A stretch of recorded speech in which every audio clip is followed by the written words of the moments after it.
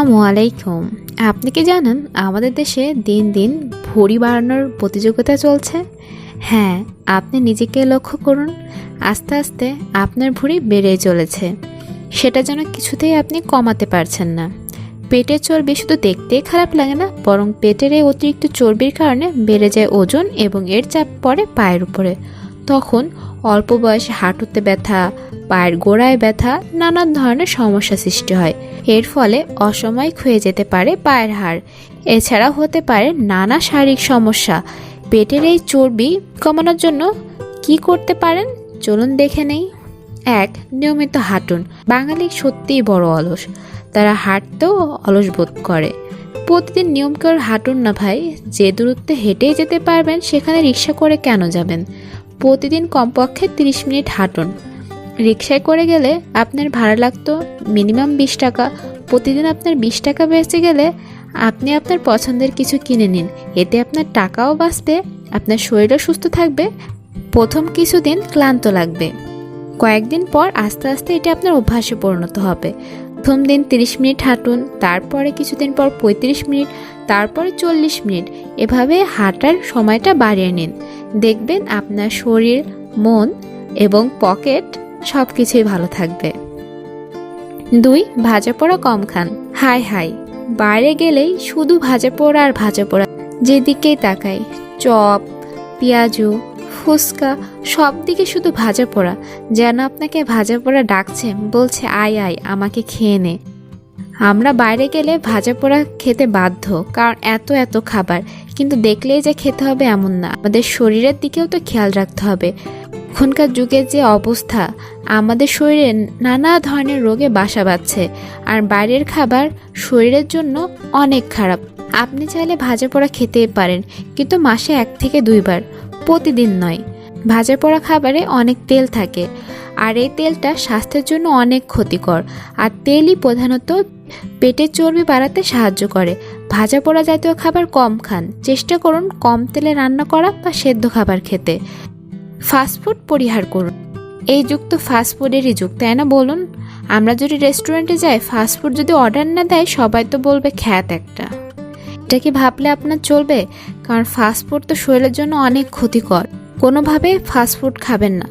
Fast food কিন্তু আপনার শরীরে নানা ধরনের সমস্যার সৃষ্টি করে। ফাস্টফুডে কালার ব্যবহার করা হয় আকর্ষণীয় করার জন্য, তেল ব্যবহার করা হয়, নানান ধরনের উপাদান ব্যবহার করা হয় যা আপনার শরীরের জন্য অনেক ক্ষতিকর।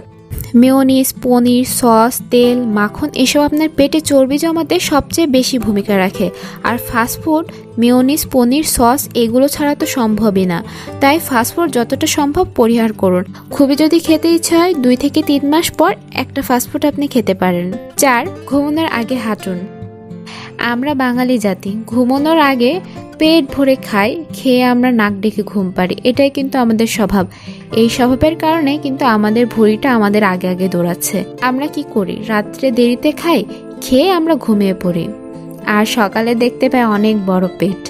ভুঁড়ি হওয়ার অন্যতম কারণ খাবার ঠিকমতো হজম না হওয়া। ঘুমাবার অন্তত 2 ঘন্টা আগে রাতের খাবার খান এবং খেয়ে কিছুক্ষণ হাঁটুন, এতে খাবার ভালোভাবে হজম হয়ে যাবে, পেটও বাড়বে না। চেষ্টা করুন 8টার মধ্যে খাবার খেয়ে নিতে, এতে আপনার খাবারটা খুব ভালোভাবে হজম হয়ে যাবে এবং আপনি খালি পেটে ঘুমাতে পারবেন। চর্বি হওয়ার কোনো সম্ভাবনা নেই। সিঁড়ি ব্যবহার করুন। আমরা টাকা দিয়ে ফ্ল্যাটে থাকি, আমরা টাকা দিয়ে উঁচু একটা জায়গায় ফ্ল্যাট নিয়েছি, সিঁড়ি কেন ব্যবহার করব? এরকম চিন্তা তো অনেকেরই থাকবে, তাই না? কিন্তু আপনি যদি টাকার চিন্তা করেন, তাহলে আপনার ডাক্তারের কাছে টাকা ঢালতে হবে। তার পাশাপাশি শারীরিক কষ্ট তো আছেই। জন্য আপনি যদি 2 বার নিচে নামেন, তাহলে চেষ্টা করুন 1 বার অন্তত সিঁড়ি ব্যবহার করে হাঁটা। এতে আপনার এক্সারসাইজও হয়ে যাবে, শরীরও ভালো থাকবে, ওজনও কমবে। পেটের জমে থাকা চর্বি অপসারণে খুবই ভালো একটা উপায়। এতে পেটের উপর চাপ পড়ে ও আস্তে আস্তে চর্বি কমতে থাকে। খাবার গ্রহণের নিয়ম মেনে চলুন। দিনে 3 বেলা ভারী খাবার খাওয়ার চেয়ে 5 বেলা কম করে খান। আমরা বাঙালি প্লেট সাজাতে খুব ভালোবাসি, তাই না? আমাদের ডাইনিং টেবিলে থাকবে মাংস, মাছ, ডিম, ভাজি, সবজি, ডাউল, এগুলো দিয়ে তো আমাদের খাবার খেতে হবে। সেই সব ধরনের খাবার যদি অল্প অল্প করে আমরা খেতে যাই, তা অনেকগুলো খাবার আমাদের প্লেটে এসে জমা হয়। সে খাবারগুলো খেতে যেয়ে আমাদের পেট ভরে যায়, তখন এক গাদা খাবার হয়ে যায়। তাই চেষ্টা করুন অল্প খাওয়ার। আপনি অতগুলো আইটেম বারে বারে খাওয়ার চেষ্টা করুন, 2-3 ঘন্টা মাঝখানে গ্যাপ দিন, দিয়ে অল্প পরিমাণে খাবার খান। একবারে বেশি খাওয়ার কোনো প্রয়োজন নেই। একবারে কিন্তু আবার না খেয়ে থাকবেন না। একবারে না খেয়ে থাকলে খিদা বেশি হয়ে যায়, আর খিদা যখন বেশি লাগে তখন সে যা পায় সামনে তাই খায়। সে ভাবে যে পেট ঠান্ডা দুনিয়া ঠান্ডা, তাই অল্প পরিমাণ খেয়ে পেটটা ভরা রাখুন। আর একটু খিদা লাগলেই পানির পরিমাণ একটু বেশি খান, যাতে আপনার পেটটা ভরা ভরা থাকে এবং আপনার চাহিদা কম থাকে। আর পানির পাশাপাশি ভাত কম খান, সবজি বেশি খান। বাঙালি ভাত খেতে অনেক বেশি ভালোবাসে, আমরা কিন্তু ভাত ছাড়া একটা দিন কল্পনাও করতে পারি না। কিন্তু হ্যাঁ, আপনি অবশ্যই ভাত খাবেন, কিন্তু ভাতের তুলনায় সবজি বেশি খাবেন। অর্থাৎ ভাত দিয়ে সবজি না, সবজি দিয়ে ভাত খান। দেখবেন এতে আপনার খাবারটা তাড়াতাড়ি হজম হয়ে যাবে। এই যে কিছু কিছু নিয়ম যদি আপনি মেনে চলেন, তাহলে আপনার ভুঁড়ি বাড়বে না। আর ভুঁড়ি তো যত সব অসুখের মূল, আপনার শরীরে সমস্যাও সৃষ্টি হবে না, আপনি রোগমুক্ত থাকবেন। একটা ভুঁড়ির কারণে কিন্তু আপনার শরীরে নানা ধরনের সমস্যা সৃষ্টি হচ্ছে। তাই কিছু কিছু নিয়ম মেনে চলুন, আর নিজে সুস্থ থাকলে সব ভালো লাগে। ভিডিওটি সম্পূর্ণ দেখার জন্য সবাইকে অনেক ধন্যবাদ। আল্লাহ হাফেজ।